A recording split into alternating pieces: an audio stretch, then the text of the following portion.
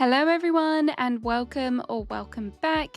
I know we're not even halfway through 2025 yet, and this may be a very bold claim, but I think I may have already found my favorite cozy game of the year.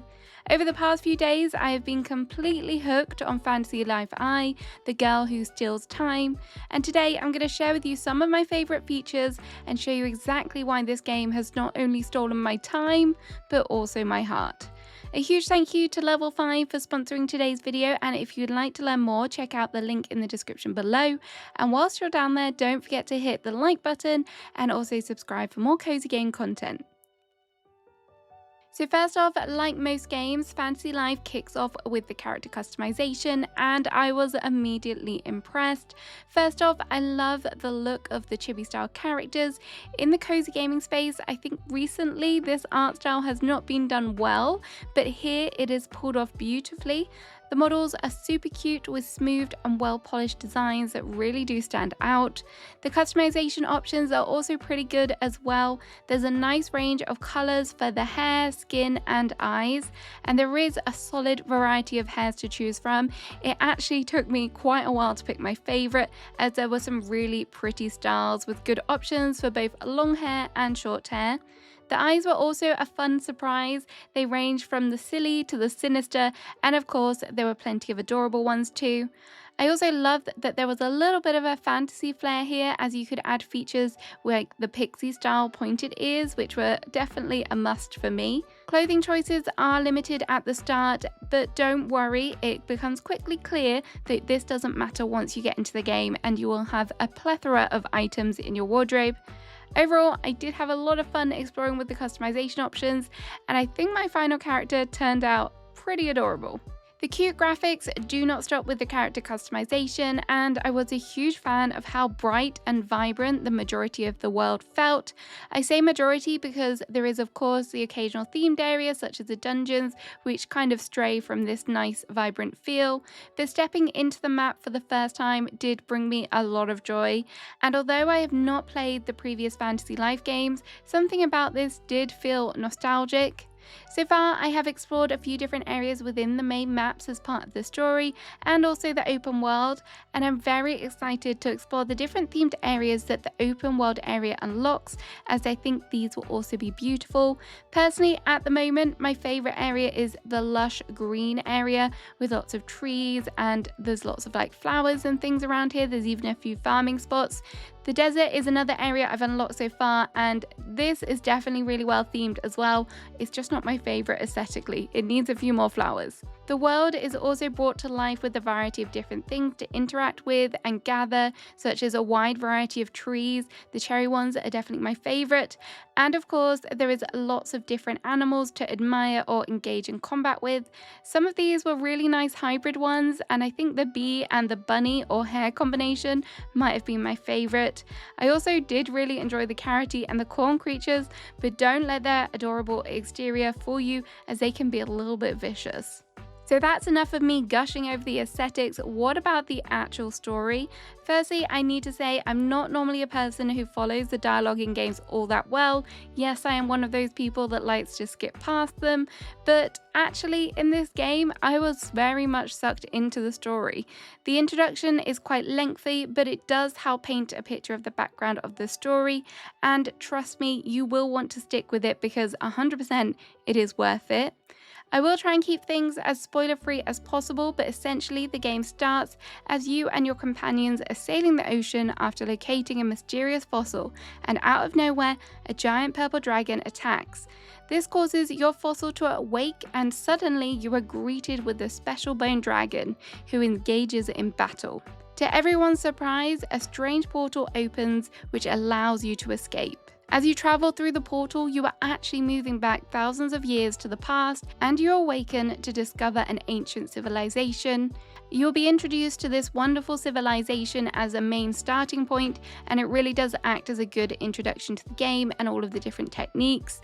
Then through the main story, you'll be able to uncover the different mysteries that surround the area, and then to help solve them, you must travel between the past and the present, and there will be lots of challenges in between. There is also a large open world area called Ginormosia where you can explore as well. As part of the story, you will find yourself moving between the different maps for the main quests, and you will also find side quests here as well. You may think that this might feel a little bit disjointed, and I was a little bit worried about it in the beginning, but actually it felt quite smooth and I didn't really have much of a problem kind of flipping between the different areas and also kind of dealing with the different quest aspects. The game is also packed with a variety of characters. There are definitely more standout main characters who you get to know more, but there are also a lot of NPCs on the map. I noticed early on that there is a lot of dialogue in the game, but the character interactions were actually really well done. The chat between the NPCs and the cutscenes was filled with a good level of humor and wit that didn't feel over the top or forced. Sometimes it can definitely feel a little bit cringy, but this did not at all. From what I have played so far, there was also some really nice heartwarming moments that kind of helped you get to know the main cast on a deeper level. At one point, I was almost on the verge of tears. I don't know what happened, but the bond between the bird and Edward was really kind of a moving moment, which I did not expect from this game at all. Maybe I was just being overly emotional at that point, but it was really nice that they can have that nice contrast between the humor and also the wholesome as well. So definitely plus points for that too. I've not yet done it so far, but to complete the main story, they estimate it takes about 40 hours. I'm currently sitting at over 15 hours in the game, and so far I've kind of taken quite a flexible approach with dealing with the main story quests and also kind of doing the other tasks that run alongside it. And this has really worked for me. I think it allows me to just not speed through the main story, as I don't want to do that. I want to enjoy other aspects of the game. And one of these key aspects that I have been enjoying is the life system. The life system has definitely been one of the key selling points of this game. The game has 14 different lives, which is a huge amount. And if you aren't familiar with this, the lives essentially act as jobs or professions. And I've had so much fun testing out most of these. I did enjoy the gathering lives such as mining and wood cutting. There were some nice little perks that you get as you progress along these, including finding that sweet spot. I just really like that idea. The crafting lives were actually where I had the most fun, as they have mini games which are kind of like an arcade style game where you move between the different stations. You have to do this quite quickly, especially early on, but as you get better over time and you improve your levels and you also get a buddy as well, these do become easier depending on what you're crafting. The biggest tip that I found with this, if you are struggling, is keep an eye on what is coming next in your lineup, and you will find this speeds you up so much so that you have no failure. It is worth noting that they do return you some of your materials if you do fail it, but you really have to get that 100%, so you have to be paying full attention to ensure that you get it done properly. I was a little bit worried going into this how you would have to change your lives, and I thought it might be tedious having to run back to a particular building and then switch them out, but the majority, aside from moving between the combat lives, it is done automatically, which is absolutely great. I love that the game feels intuitive, and it means that you can just stroll up to a tree and do your wood chopping when you're in like a combat state, so that's amazing. And it definitely it felt right. If it had to be the case where you could only do one job at one time, that would feel very restricted. So I'm super glad that it is done automatically. There are also starter quests associated with the lives, which, especially if you're a first time player, I really recommend that you do these, as they helped me learn the role. But you can also skip them if you want to. So if you know that you're just going to be focusing on one particular thing, you can do that. Another reason why I do recommend that you do the quest is because you actually get to learn more about the master of that particular job and also their sidekick. The dialogue in these, as I mentioned, the dialogue was always fun, and this was not an exception. Another thing about the life system which I appreciated was the skill tree, which just seems to go on and on forever. And when you began unlocking things on the skill tree, there did begin to feel like there was a noticeable difference with some of the upgrades here. Also, changing your tools and upgrading them definitely assisted with moving further, so you kind of have to tap into some of the other lives to be able to progress, which I did appreciate. Like, you need to get the mining ores to then be able to use the blacksmith, to then get a sword, which helps with the paladin, and I really like how it was all kind of intertwined like that. Obviously, you can buy things if you don't want to do it that way, but I did kind of like going through those different steps. There is also a clear ranking system with the different lives, and to go up in the ranks in a particular life, there are side quests, and when you complete them, you can then report back to the master to progress further, so you definitely need to keep an eye on these too. Overall, the life system may seem pretty complex when you first look at it, but once you get to grips with how things work, it is super easy to get those level ups and also just enjoy the different aspects of each and every one of them. As well as the life system, the map or the maps are also a key feature about this game, and they really help facilitate a lot of gameplay aspects. The world in this game is huge. I love to explore and get lost in games, and if you are the same as me, you will be happy to know that you can 100% do that here. As I mentioned, there are 3 key areas. You have the past, which provides players with a really nice area to get adjusted to the story and the gameplay. This is where you will learn about the different lives, and the majority of beginner quests take place here too. There are lots of shops in the main area, and there is also a marketplace as well. And amongst all that is where you will find the life masters. As you work through the main story, even more of the area of this map begins to unlock. So you unlock things such as the faraway island. So don't be fooled into thinking that this is just one central area. There is going to be a lot more to expand here. The present is located in the same central island as the past, however, it is in ruins, and here is where your home will be, and you'll have the ability to rebuild things and create your guild. You'll be able to decorate, terraform to your heart's content here. And then finally, there is Ginormosia, which is this huge open world map which is separated into different themed areas. I haven't explored as much of this as I would like yet because it is simply huge, but the areas from what I've seen so far is very promising, and I know I could get lost here for a few hours at a time. There are specific ways to level up each of the particular zones, and you can kill enemies, loot chests, and just generally explore, gather resources, and there are also special challenges within the area. This area is also going to be great with friends. I haven't yet tried the multiplayer function. I know a lot of people are maybe not saying it's as good as the original, but I still really want to give that a try.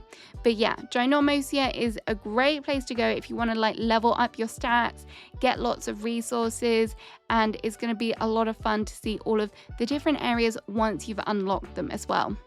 Moving between the maps is super easy as you can fast travel on your Skelly Dragon, which is the dragon from the beginning of the story, and I also really appreciate the appearance of the maps in general as they do clearly show you the points of interest with NPCs and things like quest marks on the map.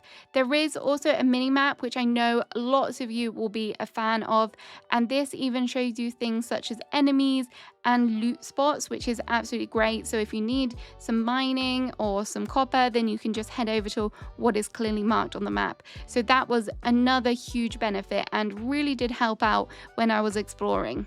If we kind of do a loop back to the present, I have started building up my town, and I can tell you that as I progress more, this is going to be another aspect that I cannot wait to get involved with.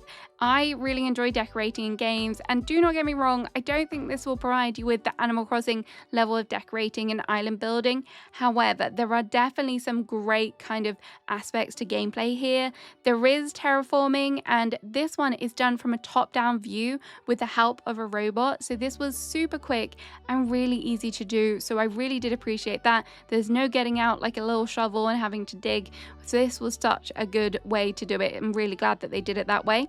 I also have added a few bits of furniture around my town, and kind of placing the furniture items again was really easy to do. You can kind of do it in two fashions, from the top down view or from the person view. I found the top down view was a little bit easier, and as you have a home, you of course can decorate the interior too. That was again using the same mechanics and really easy to do. There are so many different recipes and furniture pieces that you can craft, and these kind of unlock through progression, and you can also get furniture pieces from quests. So watch this space. I'm definitely going to be leveling up my furniture making to the max just so that I can decorate with all of these adorable items. You can also place home for villagers, which is pretty cool. And if you're thinking, but who's going to live in these houses? Well, that is another very interesting strand of gameplay. And this is the whole Strangelings kind of side of the game. And this is where you can find weird objects throughout the map and in quests.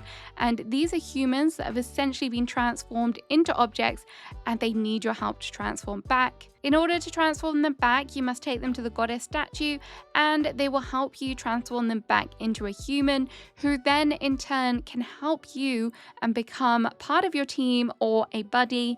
Each of the different Strangelings all have their associated profession, which is really nice, and you can switch them out as part of your team as you earn more and find more.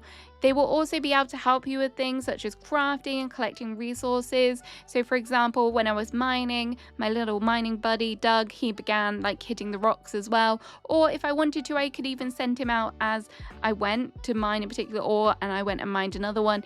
This was honestly a huge help because it does speed up collecting and gathering those resources for you. I really did enjoy this whole Strangeling aspect of the story, and I like it because it's like you have to collect them all, you've got to get them all. I want to make the best team, so to speak, but it was a little bit unexpected, which also was a pleasant surprise. That was not a bad thing at all. Your buddies can also lend a hand during combat, which is always appreciated. Combat is quite a large part of the game, but it did not seem overly challenging, particularly at the lower levels. When it comes to getting the higher level enemies, you definitely do need to make sure you have the right equipment and be sure to upgrade them over time. There was a few occasions where I forgot about upgrading my equipment or making sure that I had the best equipment available, because you do find things such as swords from other things whilst you're out in the world. So be sure to check that so it's not too hard for you. If you are a cozy game player that doesn't like combat, then this whole aspect of the game might be a little bit of a turn off for you, but I will say that most of the time you can run past enemies. The sprint is never ending in the game, which is great. So if you aren't ready to fight, you can always come back later when you feel more equipped to do so. But overall, the combat for me didn't detract from the overall kind of cozy vibe of the game, even if I did die on a few occasions. Sometimes it is nice to get your heart rate up a little bit. In addition to the never-ending sprint, there are also some other nice quality of life features that definitely did help with my enjoyment of the game, and I'm just going to kind of speak about some of the key ones that I thought really benefited me. Firstly, the fact that you do not have to sleep or being confined to a day-to-night cycle. Yes, you can sleep if you want to refresh your energy or your SP, but this is not a must. You're not forced to do it. There is no rushing to get back to bed before a certain time, otherwise you pass out, and this was actually a really refreshing change. The inventory is also unlimited, which is great if you are a gatherer and a hoarder like me. I try and make an effort of picking up everything I come across because, quite frankly, you never know when you might need it.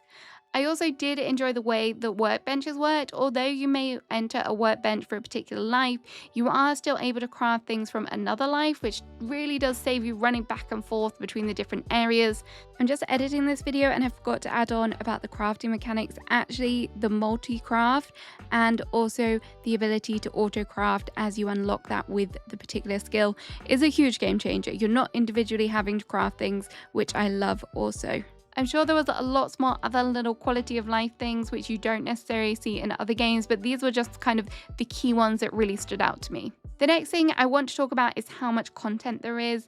I feel like what I've discussed today is just like scratching the surface here, and there is going to be so much more to discover with the story and just through exploring the world. There is so much content here, and I can easily see myself spending 100 hours, and I know all of those 100 hours will be well spent and enjoyable. From what I have played so far, the gameplay loop does not feel repetitive and too grindy, especially with the help of your buddies, which is another huge plus for me. To be quite frank, I might be a little bit addictive. So if you are worried about the price point, I do think that this is going to be something that you will get your money's worth with all of the hours that you are going to want to put into the game, and trust me, it's going to be a lot. And finally, I can't be out here recommending that you pick this game up without talking about how the game runs. This year, on the whole, has not been a great year for new cozy game releases, as some of them have been plagued with bugs, which is very unfortunate. And I was apprehensive going into this game, but playing Fantasy Life was actually such a relief. At the time of recording, I have not encountered a single bug or issue. The game runs very smoothly, and I'm actually shocked how fast the loading screens are on PC. They do not even give me a chance to read the text on them sometimes, which is kind of disappointing as I do kind of want to read what they say there sometimes. I have also played it on the Steam Deck and that has run really well as well, so that's great. I can fuel my addiction not only whilst playing at my computer but also handheld as well, which is another plus. I haven't tried it on the Switch yet, but I know some people have encountered it and I have watched a little bit of gameplay on that, and the frame rate did seem a little bit lower, but I think that is kind of to be expected with the Switch. So there we have it. There are my first impressions and the things that have made me fall in love with this game so far. Another huge thank you to Level 5 for sponsoring this video, and don't forget to check the description to learn more about the game. Let me know in the comments if you have tried this game and what your thoughts are. Have a great rest of your day. Goodbye.